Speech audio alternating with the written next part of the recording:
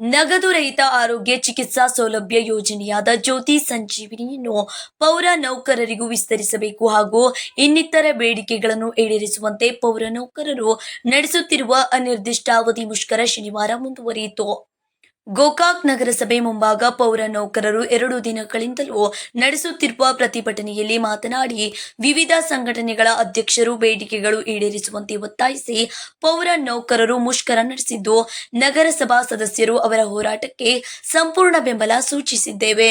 ವಿವಿಧ ಸಂಘಟನೆಗಳು ಪೌರ ನೌಕರರ ಮುಷ್ಕರದಿಂದ ನಗರದಲ್ಲಿ ಸ್ವಚ್ಛತೆ ಆಗುತ್ತಿಲ್ಲ, ಸರ್ಕಾರ ಕೂಡಲೇ ಪೌರ ನೌಕರರ ಬೇಡಿಕೆಗಳನ್ನು ಈಡೇರಿಸಬೇಕು ಎಂದರು.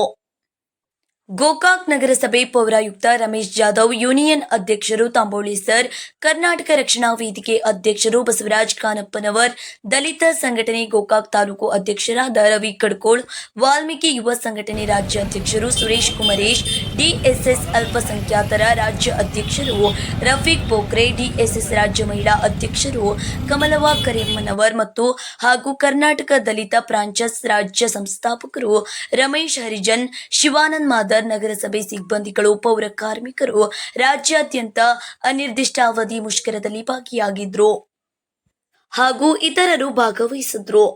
ನಗರಸಭೆ ಪೌರ ನೌಕರರು ನಡೆಸುತ್ತಿರುವ ಅನಿರ್ದಿಷ್ಟಾವಧಿ ಹೋರಾಟದಿಂದ ಕಸ ವಿಲೇವಾರಿಯಾಗದೆ ಸಾರ್ವಜನಿಕರು ಕಿರಿಕಿರಿ ಅನುಭವಿಸುವಂತಾಗಿದೆ. ನಗರದ ಪ್ರಮುಖ ಬಡಾವಣೆಗಳ ರಸ್ತೆ ಬದಿಯಲ್ಲಿ ರಾಶಿಗಟ್ಟಲೆ ಕಸ ಬಿದ್ದಿದ್ದು, ನಿರಂತರವಾಗಿ ಸುರಿಯುತ್ತಿರುವ ಮಳೆಯಿಂದಾಗಿ ಕೊಳೆತು ನಾರುತ್ತಿದೆ. ಕೆಲವು ಕಡೆಗಳಲ್ಲಿ ಕಸದ ರಾಶಿ ದುರ್ನಾತ ಬೀರಿದ್ದು, ಸಾರ್ವಜನಿಕರು ಮೂಗು ಮುಚ್ಚಿಕೊಂಡು ಓಡಾಡುವಂತಹ ಪರಿಸ್ಥಿತಿ ನಿರ್ಮಾಣವಾಗಿದೆ. ಆದರೆ ನಗರದ ಕಲ್ಯಾಣ ಮಂಟಪಗಳು, ಹೋಟೆಲ್ಗಳು ಹಾಗೂ ಇನ್ನಿತರ ಕಡೆಗಳಲ್ಲಿ ಕಸ ವಿಲೇವಾರಿ ಮಾಡಲಾಗುತ್ತಿದ್ದು, ಈ ಸಂಬಂಧ ಸಾರ್ವಜನಿಕರು ಆಕ್ರೋಶ ವ್ಯಕ್ತಪಡಿಸುತ್ತಿದ್ದಾರೆ.